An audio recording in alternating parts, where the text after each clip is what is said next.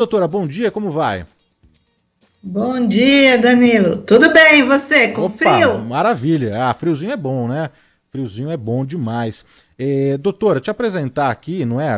Agora sim que a gente teve a conexão restabelecida, doutora Laura Esterian é endocrinologista e hoje a gente convidou a doutora Laura para falar sobre a tireoide, assunto importante, já que na semana que vem, não é, doutora? No dia 25 de maio, a gente tem aí o Dia Internacional da Tireoide. Para entender direitinho, né, sobre o que é a tireoide, a gente convidou a doutora Laura e já queria entender, doutora, o que é a tireoide? Ela é uma glândula, já ouvi falar que ela é uma pequena em tamanho, né? Uma glândula pequena em tamanho, mas super poderosa no nosso organismo, é isso mesmo?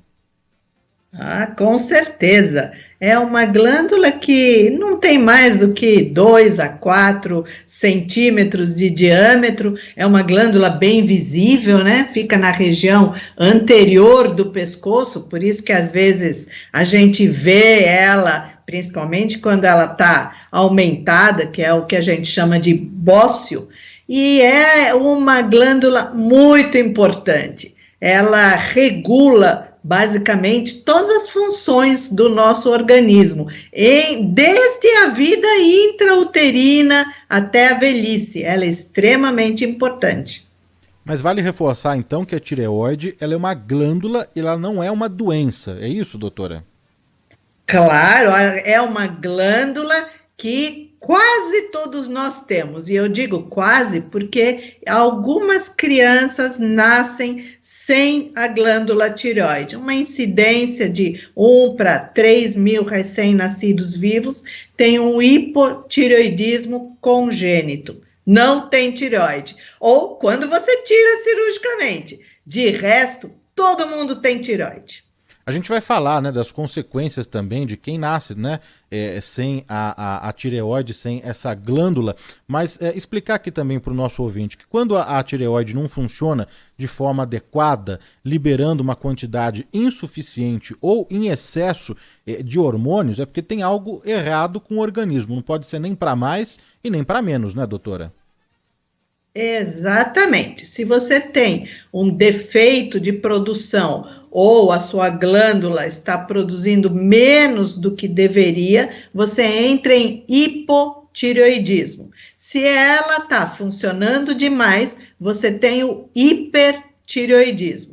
Dois extremos opostos, mas que têm um ponto em comum: o fato de que a maior incidência, tanto de hipo como de hipertireoidismo, ocorre por doença autoimune, ou seja, por uma autoagressão. Nosso próprio corpo produz anticorpos destruidores, no caso do hipotireoidismo, ou estimuladores, no caso do hipertireoidismo. Mas o paciente que produz menos, ele tem um comportamento, um tipo de sintoma, e o que produz em excesso, ele apresenta outros sintomas? É possível fazer essa diferenciação no diagnóstico, doutora?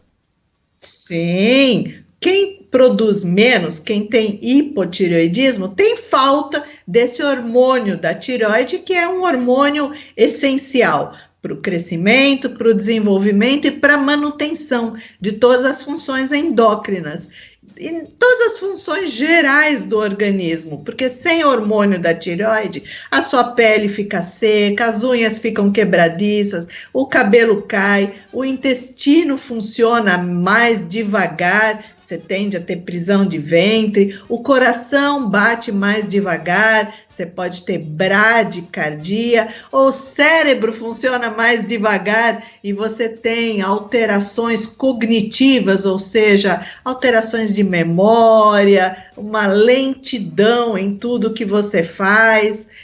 Tudo no organismo com falta de hormônio tireoidiano anda devagar. Quando você tem o excesso de hormônio tireoidiano, ao contrário, tudo está exagerado, tudo está muito rápido, você sua muito, você treme, você fica o tempo todo agitado, ansioso, o coração bate muito rápido, o intestino funciona muito rápido, você pode chegar a ter diarreia, enfim, é o quadro oposto ao do hipotireoidismo. E qual que é a parcela da população brasileira que sofre aí com algum problema na tireoide, doutora? É uma parcela muito grande, Danilo. Temos uma publicação recente, agora de novembro do ano passado, que acompanhou quase 10 mil pessoas por 4 anos ou mais e encontrou uma prevalência de mais do que 3% dos indivíduos acima de 65 anos com hipotireoidismo clínico e quase 6% com hipotireoidismo subclínico. Ou seja, nós temos uns 12 milhões de brasileiros sofrendo de falta de hormônio tireoidiano. Mas já que não é uma doença, é uma glândula, é possível reverter esse quadro, tanto de hipotireoidismo quanto de hipertireoidismo? Sim, nós temos o hormônio tireoidiano, que a nossa glândula com hipotireoidismo deixa de fabricar ou fabrica em quantidades insuficientes, comprado no balcão da farmácia. Você tem o mesmo hormônio tireoidiano, que é a tiroxina, no caso do sintético é a levotiroxina, e que funciona da mesma forma que a tiroxina ou T4, que a glândula tireoide normal produz. Então, tomando o hormônio da tireoide, você fica normal, você volta a ter todas as suas funções normalmente reguladas. No caso do hipertireoidismo, a gente também tem medicamentos que bloqueiam a produção excessiva de hormônio tireoidiano pela glândula.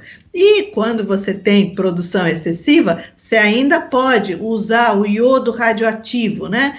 Sabe, Danilo, o iodo é a matéria-prima da fabricação dos hormônios. Quem tem um hipertireoidismo capta muito iodo, porque está fabricando muito hormônio. Eu posso, então, dar um iodo com uma partícula radioativa e queimar essa glândula. Também posso operar e tirar a glândula que está funcionando demais. E atinge mais homens ou mulheres, doutora? Ai, como todas as doenças endócrinas, Danilo. Infelizmente, as mulheres são as maiores vítimas. Atinge, tanto o hipo como o hipertireoidismo ocorre de 3 a 5 vezes com maior frequência nas mulheres do que nos homens. Ô doutor, e não tratando, né, esses problemas na tireoide, pode levar a quadros mais graves, né? Tem alguns estudos que relacionam com acidente vascular cerebral, é isso mesmo?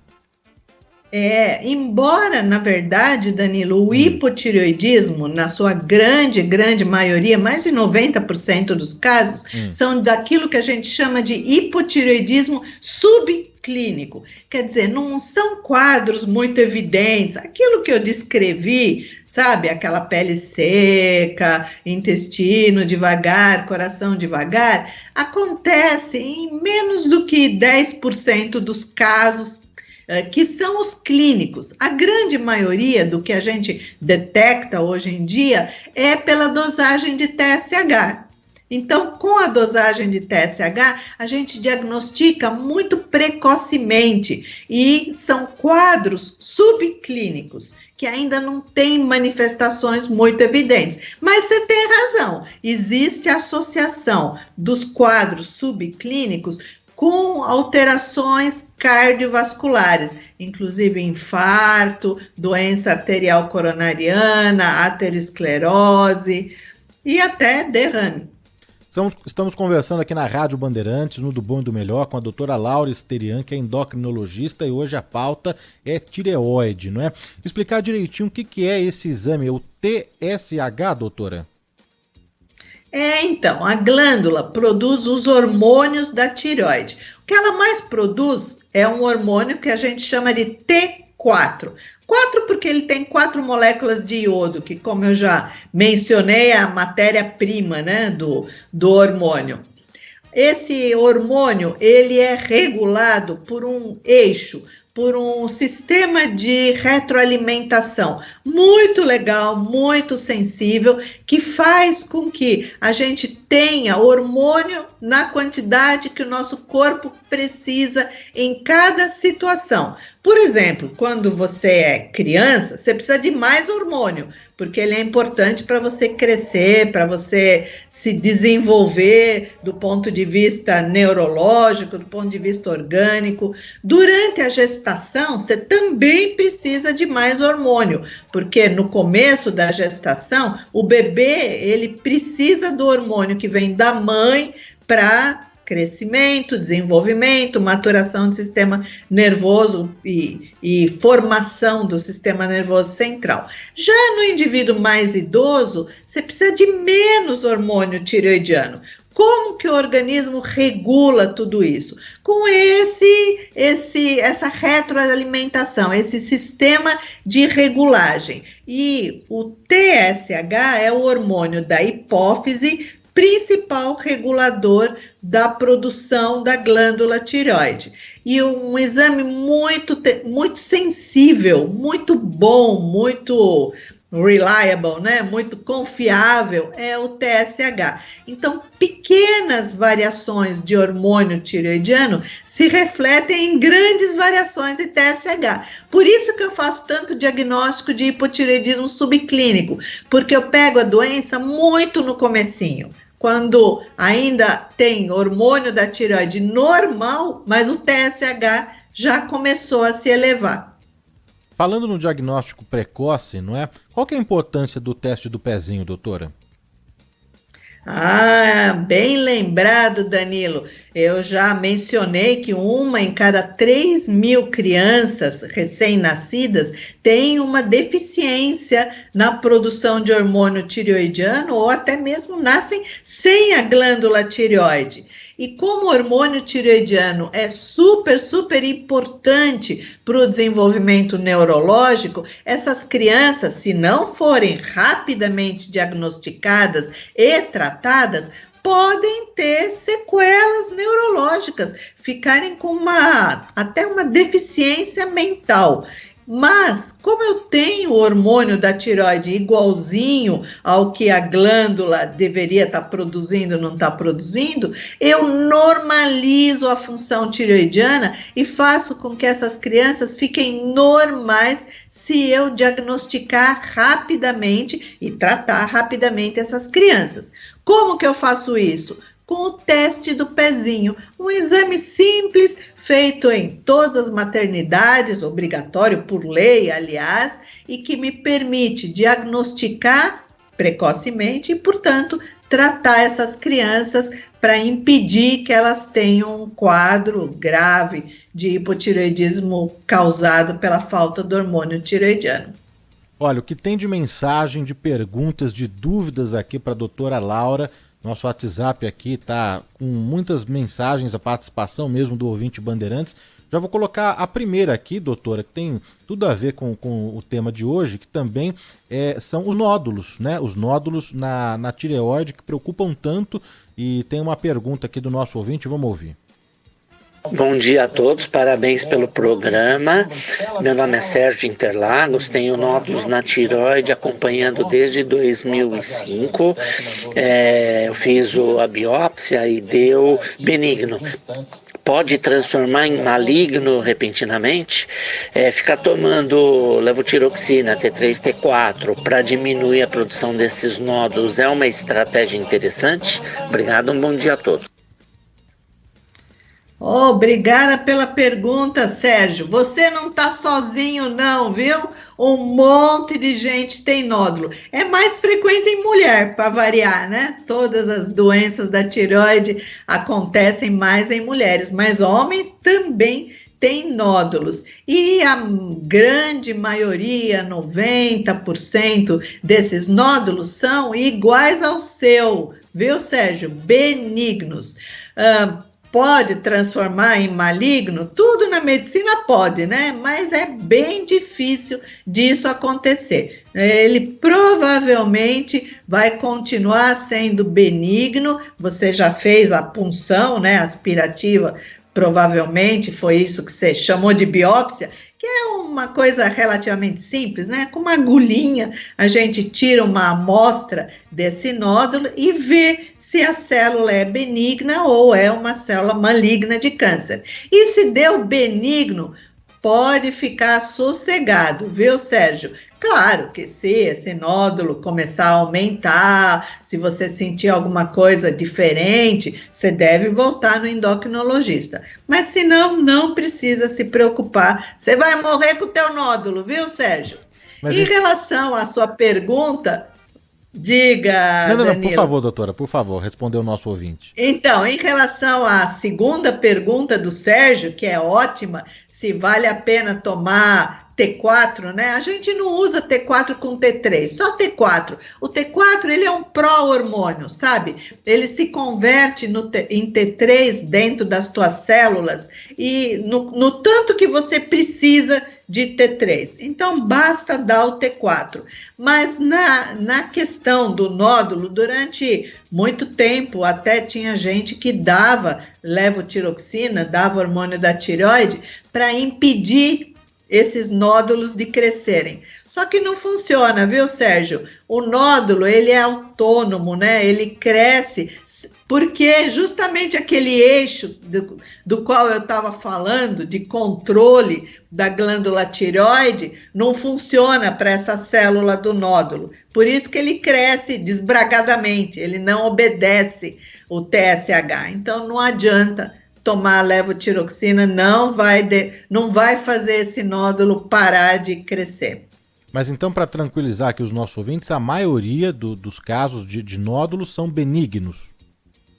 Exatamente. Por isso que a campanha da Semana da Tireoide, que a SBEM, a Sociedade Brasileira de Endócrino, está fazendo, viu, Danilo? Que não é só o dia 25, não. A gente usa a semana inteira para falar dessa doença, porque ela é muito prevalente, né? Todo mundo tem ou conhece alguém que tenha problema da tireoide. E o slogan da nossa campanha esse ano é menos é mais. Sabe? Porque tem muita gente aí tomando hormônio da tireoide sem precisar, tem muita gente fazendo tratamento de nódulos benignos que não precisaria fazer nada. E hoje, sabe, Danilo, a gente até acha que alguns nódulos malignos, muito pequenininhos, talvez a gente possa só observar, sem ficar apavorado com aquilo. Porque uma grande parte dos nódulos malignos a gente chama de nódulos de baixo risco, ou seja, são nódulos que vão crescer tão devagar que você vai morrer aos 120 anos, atropelado por um camelo no Saara, com o teu nódulo lá, ele não vai causar mal nenhum. Olha, muitas mensagens, muitas dúvidas aqui dos nossos ouvintes, a gente vai tentar atender todo mundo aqui. Tem mais uma que está chegando aqui para a doutora Laura. Bom dia a todos da Bandeirantes. A minha pergunta, doutora, todo problema de hipertiroidismo vira hipotiroidismo? Hiper vira hipo? Essa é a pergunta. Muito obrigado, bom dia a todos. Tiago de Itaém. Ô, Tiago, que pergunta legal. Uma boa parte dos hipertireoidismo vira hipo, sim. Primeiro porque o hipo e o hipertireoidismo são doenças autoimunes, espectros opostos de uma alteração do nosso próprio organismo, né? De um lado, matando, destruindo as células e levando ao hipo, e do outro, estimulando as células e causando hiper. E aí, uma parte desses indivíduos são tratados com iodo radioativo, que é um excelente tratamento, muito bom, muito efetivo, de custo relativamente baixo e rápido, né? E hipertireoidismo é um quadro grave, é um quadro que a gente tem que tratar rapidamente. Quando a gente trata com iodo radioativo, a gente induz um hipotireoidismo, porque a gente queima a glândula, né? Muitas vezes a gente consegue queimar a glândula de maneira que permaneçam células suficientes para garantir uma função tireoidiana normal. Mas às vezes queimamos mais do que precisa e o paciente que era hipertireoideu vira um hipotireoideu. Mas o hipo a gente trata com muito mais facilidade, né? Um comprimidinho por dia e tá tudo bem. Doutor, uma ouvinte que não prefere não se identificar aqui, ela pergunta o seguinte: doutora, eu tenho hipotireoidismo e parei de menstruar. Seria um problema para engravidar? Se você está tratando direitinho o teu hipotireoidismo, você não deve ter alteração da menstruação. Então, cuidado. Procura o teu endocrinologista, ver se a dose que você está tomando é adequada para você, porque não deveria ter parado de menstruar. Se parou, talvez seja outro seu problema. Mas, sim, respondendo a sua pergunta, o hipotireoidismo é uma das causas de dificuldade para engravidar. O hipotireoidismo manifesto, ele altera muito todas as funções orgânicas, inclusive a reprodutora. E no hipo subclínico, você precisa estar com os teus níveis hormonais controlados para poder engravidar. O Alexandre Lima, aqui pelo nosso chat do YouTube, pergunta o seguinte: quais hábitos ajudam a prevenir problemas na tireoide ou não tem jeito, doutora?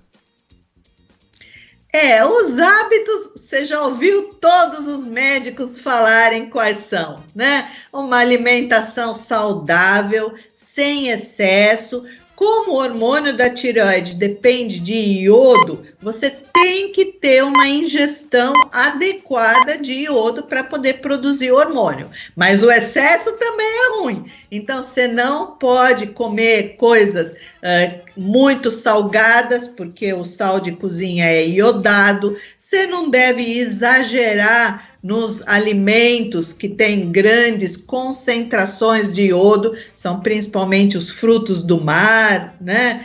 Os peixes, os mariscos.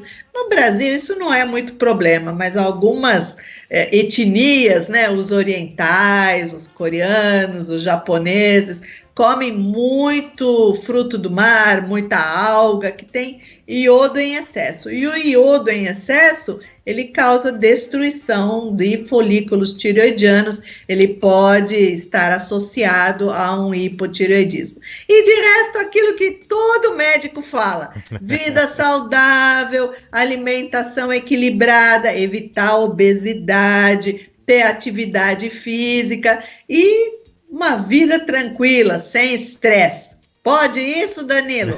Dá para ter essa vida? Dá, sem estresse? Dá. Uma vida do bom e do melhor, né, doutora?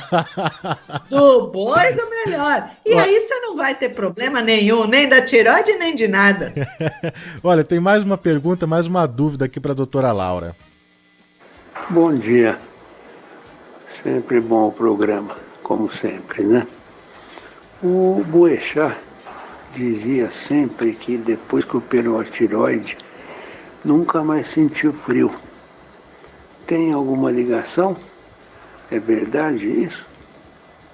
É Maurício Vilela de São Paulo. Ô Maurício, o indivíduo que tem pouco hormônio tireoidiano, ele sente muito frio, né? Porque o hormônio tireoidiano é um hormônio de energia. Então, por isso até que quando você tem que tomar levotiroxina, você toma de manhã, para ter energia o dia todo. Mas, realmente, quem tem falta de hormônio tireoidiano tem maior sensibilidade ao frio. Está sofrendo muito nesses dias gelados, né?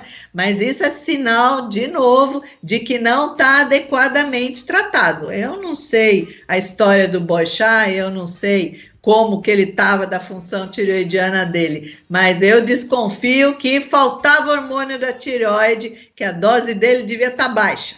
Mais uma aqui para a doutora Laura, vamos ouvir? Bom dia a todos. Eu gostaria que a doutora explicasse o que é tiroidite de Hashimoto. Quem fala é Gilson Ildefonso de Oliveira, aqui da Ponta da Praia, em Santos. Muito obrigado.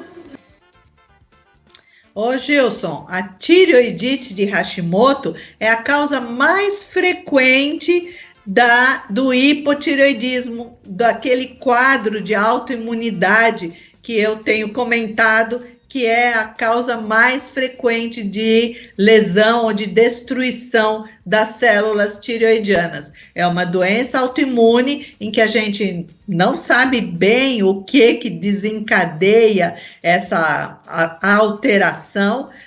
O próprio organismo começa a produzir anticorpos que olham para a célula tireoidiana e dizem: eu não gosto de você, e atacam a célula tireoidiana. É isso a maior causa de hipotireoidismo. A Maristela mandou mensagem aqui, que médica maravilhosa, super didática, gostando aqui de acompanhar a pauta médica hoje com a doutora Laura Sterian. O Alexandre Lima também agradecendo pela resposta, o Sérgio Roberto, a Margarida Alves, a Maria Imaculada também mandou mensagem para cá, a Clarice, o José da Cunha Borges tem uma pergunta, doutora. A minha esposa tem lúpus e a minha filha nasceu com hipotireoidismo congênito. Tem relação? José, provavelmente não tenha relação, mas existe uma associação entre as doenças autoimunes.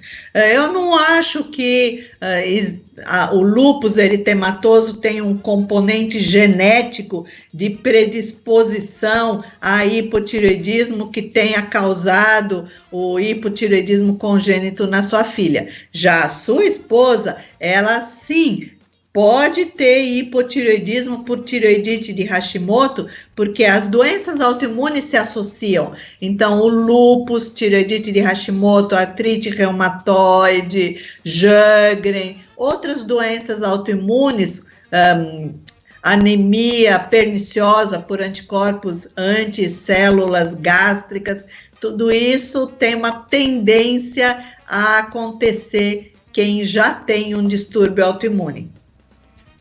Tem mais uma mensagem, mais uma pergunta de áudio aqui para a doutora, vamos ouvir. Danilo, bom dia, aqui é Antônio Gonçalves de Osasco.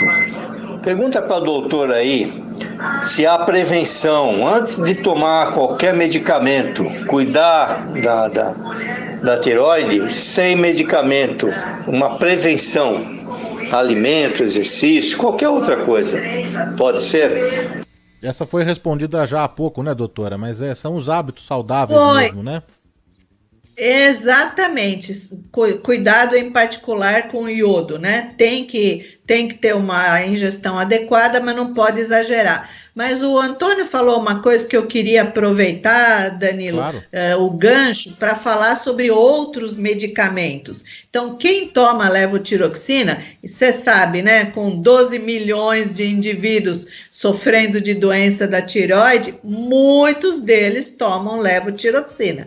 E aí tem que tomar cuidado, sim, com outros medicamentos que interferem na absorção da levotiroxina, um remédio que comumente as pessoas tomam, né, o prazol, omeprazol e todos os prazóis, por exemplo, interfere com a absorção da levotiroxina, mas alimentos também interferem, por isso que a gente sempre recomenda de tomar a levotiroxina em jejum. Então, na avaliação também do TSH, os outros medicamentos são um problema. Você sabe, Danilo, a gente está fazendo essa campanha do menos é mais, porque muita gente ganha o diagnóstico, o rótulo de hipotireoidismo por ter um TSH alterado. E uma boa parte desses indivíduos já tomam levotiroxina sem comprovar que tem o hipotireoidismo. Então, você precisa ter pelo menos 2 dosagens em intervalos de alguns meses entre a primeira e a segunda, com TSH elevado, para ter certeza que é hipotireoidismo. Porque muitos medicamentos e várias condições, doenças, a gente teve Covid, ainda está tendo, né, Covid. Covid é uma das causas que podem alterar o TSH. Aí, às vezes, a pessoa nem conta para o médico que teve Covid, o médico pede um TSH, vem alterado e ele já ganha hormônio da tireoide, que é um hormônio que ele vai tomar para o resto da vida, né? Então, cuidado, tem muita gente que está tomando medicamento e que não precisaria. Isso é uma coisa séria, né? É verdade, precisa tomar cuidado mesmo, né? Muitos ouvintes aqui dando o seu relato, o seu depoimento mesmo.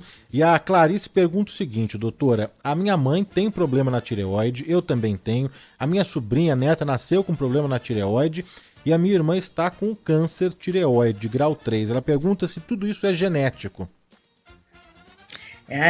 Pois é, tem um componente genético, sim. A gente fala num cluster familiar, né, de doenças da tireoide. Muito frequentemente existem vários casos da doença autoimune na mesma família e em algumas famílias também tem casos de câncer de tireoide em vários elementos, né? Principalmente femininos, é uma doença principalmente de mulheres. Então, existe sim um componente hereditário de suscetibilidade tanto à doença autoimune como à doença nodular e à doença neoplásica da tireoide.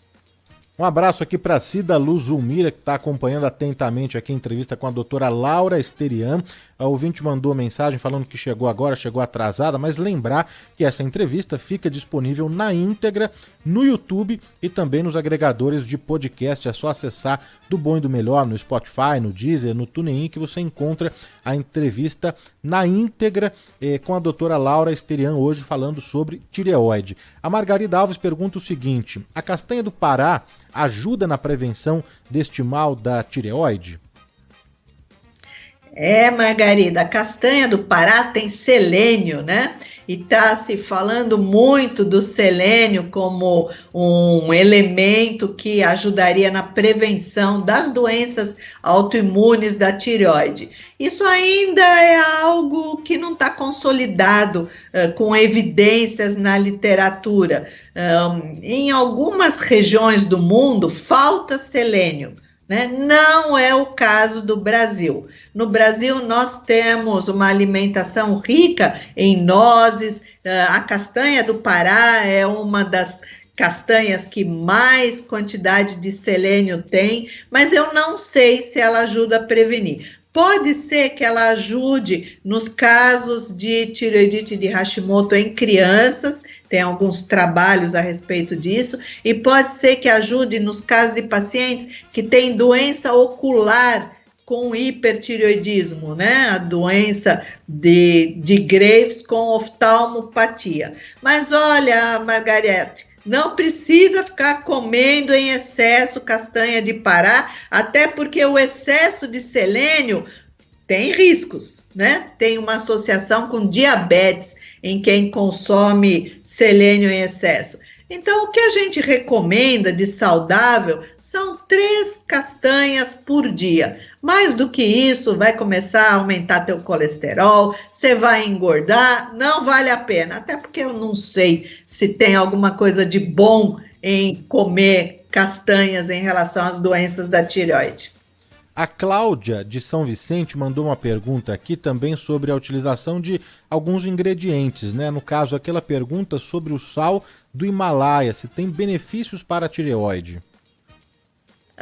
Sal do Himalaia. Primeiro que eu não conheço jazidas de sal no Himalaia, tá? Essa história de sal do Himalaia é muita propaganda e muita fumaça e pouco fogo, viu, Danilo? O sal do Himalaia que se vende aí nas prateleiras é um sal grosso, né? Cor de rosinha, bonitinho, mas tem que tomar cuidado de usar um sal iodado. Um sal que tenha iodo. A Anvisa determina por normas, por lei, de se colocar uma concentração de iodo adequada, sem ser baixa demais e sem ser alta demais no sal de cozinha. E isso é o que você precisa na tua dieta normal. Não aconselho a ficar usando esses sais não iodados, até porque são caros, só serve para ficar bonitinho no vidrinho. Doutora, para a gente encerrar, mais uma aqui de áudio que chega aqui dos nossos ouvintes, vamos lá. Bom dia, Danilo. Sou José Alexandre, aqui da cidade de Doutor Zona Sul. Quando a gente faz raio-x no dentista, pode prejudicar a tireoide? Muito boa pergunta, José Alexandre.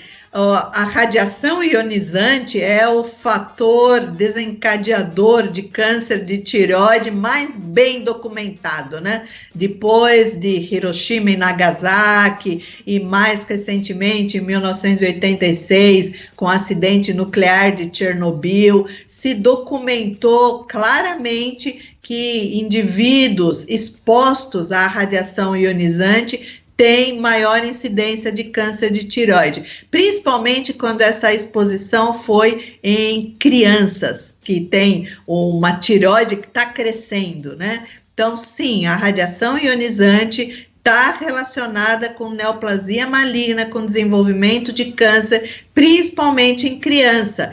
E naquelas crianças que fazem tratamentos ortodônticos com múltiplas imagens radiológicas, é interessante você proteger o pescoço com aquele colarzinho de chumbo, né? Que um bom radiologista deve oferecer sempre, tá? Mas o risco é relativamente baixo. Como tudo na vida, se você puder evitar a radiação no pescoço, evite. Pede para o radiologista utilizar o colar, te dá o colar com chumbo para impedir que esse raio-x danifique tua célula tireoidiana. Doutora, para a gente encerrar mesmo, aproveitar que o ouvinte fez a pergunta do raio-x, por que é tão discutido também o exame de mama, né? E se tem alguma relação aí com a tireoide? A mamografia, né? Teve uma onda de gente falando que a mamografia prejudica a tireoide, mas a dose de radiação que você recebe naquela mamografia que você faz uma vez por ano e que é tão importante, né, no diagnóstico precoce de câncer de mama é insignificante, não tem uma associação maior. Mas vale a minha recomendação anterior, já que está fazendo a mamografia, principalmente em mulheres mais jovens, peça para o radiologista te dar o aventalzinho de chumbo e proteja os teus ovários, proteja as tuas mamas. Maravilha, muito bem. Conversamos aqui na Rádio Bandeirantes nesse sábado, no Do Bom e do Melhor, com a endocrinologista, a doutora Laura Esterian, ajudando o nosso ouvinte a entender um pouco mais sobre o que é a tireoide. E na semana que vem a gente tem essa data importante, no dia 25 de maio, o Dia Internacional da Tireoide, mas como a doutora mesmo disse ao longo da entrevista, não é só um dia, é a semana inteira de debate, de discussão, para ajudar aí a resolver esse problema. Doutora, obrigado aqui pelo esclarecimento, pela participação, viu? Um prazer, Danilo. Sempre às ordens. Até a próxima, um bom final de semana.